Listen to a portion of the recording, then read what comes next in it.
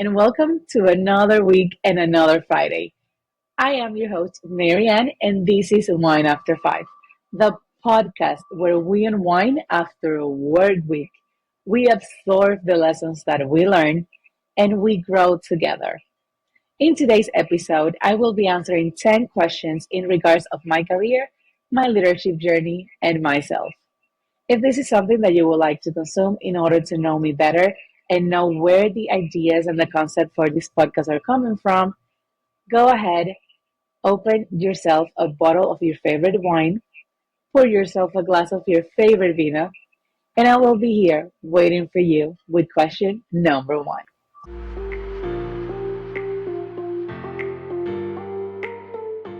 Great point to start.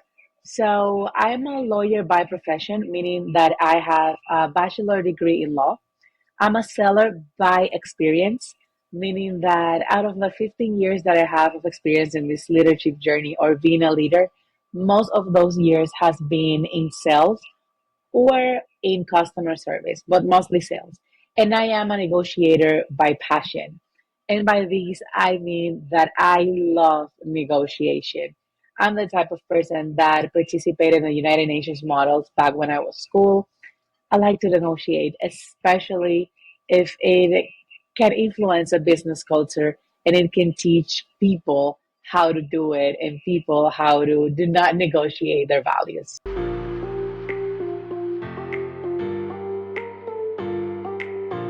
This is a great second question for this episode today.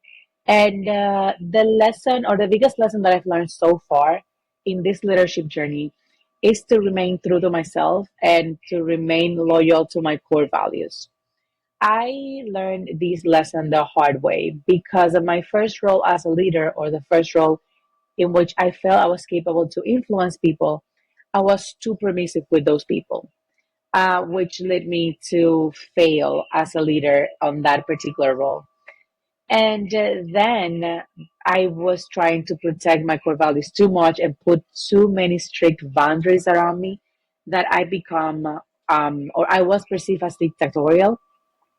So that forced me to take a step back and then learn the lesson that I'm sharing with you, which was sit myself, understand my values, understand what I was willing to sacrifice and what I was not willing to negotiate in regards of myself and the way in which I want to conduct the department. And once I had that clearly laid out, I was able to find my leadership style, and that's because of that lesson that I learned to remain authentic and to remain loyal to my core values. With that answer, let's go to question number three.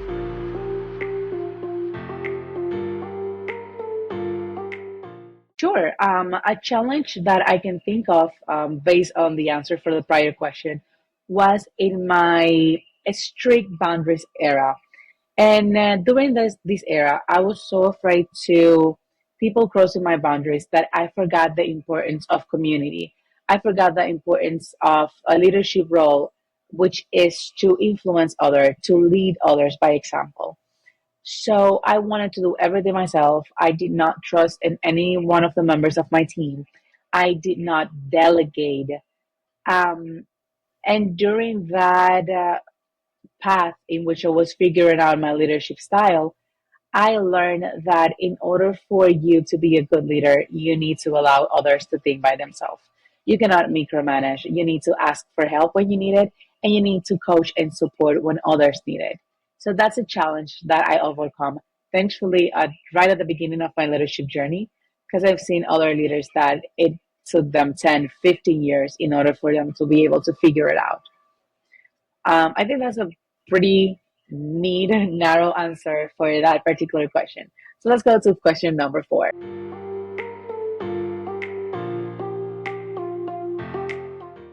If I'm honest with you, I'm still trying to figure it out. I'm a mother of two lovely and chaotic boys. So it's hard. Some days I had a low workload and I'm able to dedicate a lot of time to them. And other days I came home tired and I do not have that much energy to dedicate to them. But those days, apparently, they just want to play with mom and play with mom. Um, Besides being a leader, besides having an executive role, besides being a mother, I'm also a wife, and I'm also a friend, and I'm a daughter, and I'm a sister. So, and I'm a coach. So I'm still figuring out how to balance my professional life and my personal life. So once I have a concrete answer for that, I'll let you know. But in the meantime, I'm just applying a couple of techniques that have worked for me, and I will be sharing those in future videos. With that, let's go to question number 5.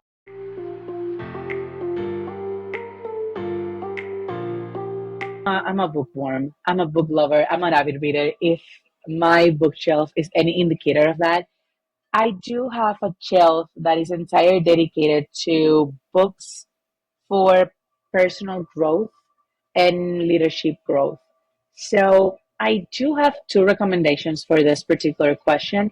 One leans more toward personal growth, and the second one leans more towards business and strategic growth.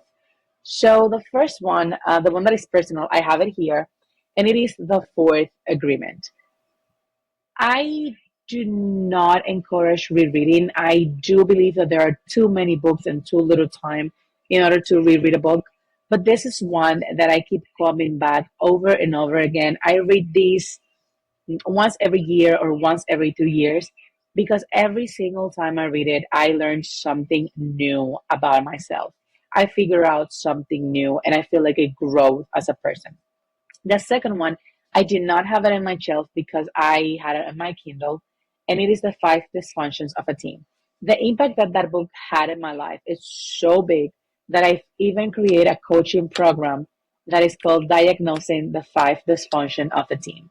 And it is about diagnosing the symptoms that a team might have in regards of the five dysfunction and create a tailored treatment for that particular team so over time they can overcome that. So let's go to question number 6.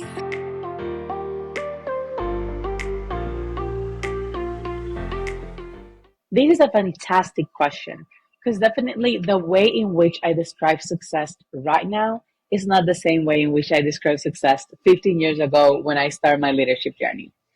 At the beginnings, or my humble beginnings, as I like to call it, I define success as a title and as a salary. I define success as being able to be in the room when it happens, the room where the decisions were made, where the CEOs were, where the business owners were. And after having the opportunity to be in that room in a couple of companies that I've worked for, and after going through transitions and evolve as a human being, my definition of success have shifted. And in today's world, the Marianne that is talking to you today defines success in two different ways. One is quality of time that I can dedicate to the people that I care of. And the second one is the amount of influence that I can have in other people's stories. So, digging deeper into the first one, it's not about the quantity of time that I can dedicate to my kids, that I can dedicate to my husband, that I can dedicate to my friends. It's about the quality of time. If my friends and I can only travel together and meet together once every year, I want to make sure that the time that we dedicate to our friendship to nurture our relationship, it's it has quality to it. I want us to be able to talk about personal growth, about what's going on in each other's life. I don't want us to be talking about work, or I don't want to be there, but focusing in tasks that I need to complete for my job. So, because I will not be present, I will be dedicating quantity of time, but not quality of time. For the second one, I define success as the amount of people that can influence. How many people I can tell my story, how many people can learn from my mistakes and avoid to commit those mistakes so they can make different mistakes and learn even more. How many people in 5, 10 years will see at the success that they have had and will think of me or will think of a lesson that they learned through me, even if they don't even remember my face or my name. So that's how I define success. Let's go with question number 7.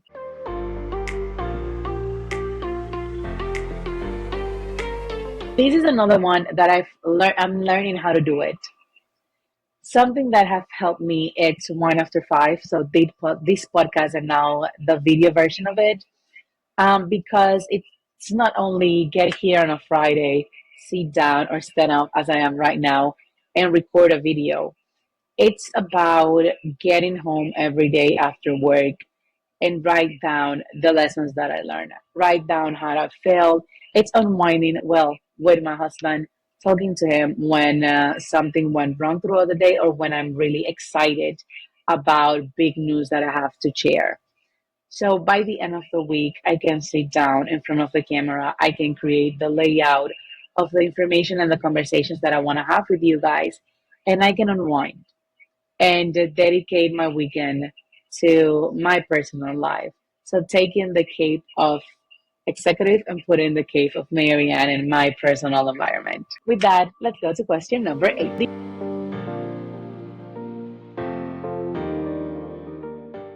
This question will I will tie it again to the first question on the podcast. And if I can give you just one piece of advice to someone that is starting on their leadership journey, it will be define your core values and do not compromise them. Understand yourself, understand what you're willing to sacrifice and you are not willing to compromise, regardless of what. And the reason because of this, it's for you to create healthy boundaries, not only for the people that are below you, but also for the people above you. Because if you do not have that, you will be tempted to push those boundaries, to push those limits, and it will get to a point in which anxiety will kick in, burnout can kick in. And the reason why people got to those two extremes, it's because they fail to put themselves first and they fail to put clear boundaries around them. I think that's resume what I want to answer, what I want my answer to be for this particular question. So let's go to question number 9.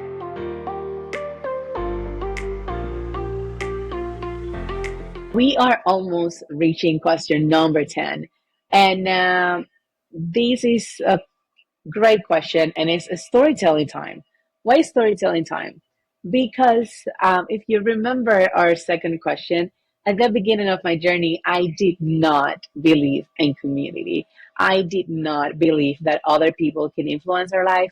And I only believe that the leadership is alone, as there's a title of a book, that if you were a leader, you were up to do everything by yourself. You cannot relate in others. You need to sacrifice your time. You need to put 100,000 extra hours in order to complete a project and in order to be successful. However, that is not the reality, and life has a way to show me that. Now, one of the things that I value the most, and one of the core values of One After Five, it's connection and community.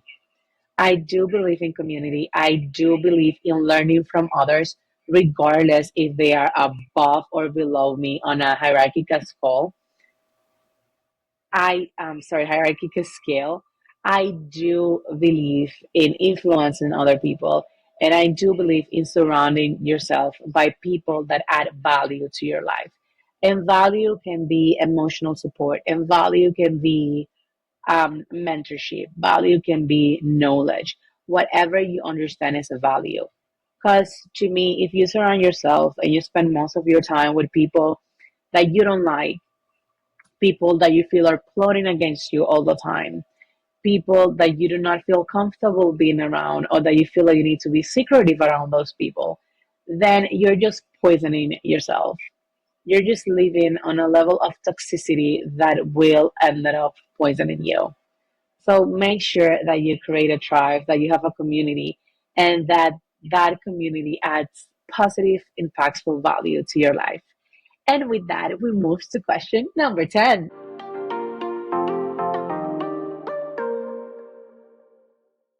So we made it. And to close this episode or this set of questions, something that people might not know about me that have shaped my leadership journey, and something that might come as a surprise for most of you is that I've been a victim of ego. Several times in my life, as I mentioned in the question before, life has had a way to show me the way. I've let power got into my mind. I let power influence my ego or inflate my ego until the point in which I think like I'm omnipotent, omnipresent.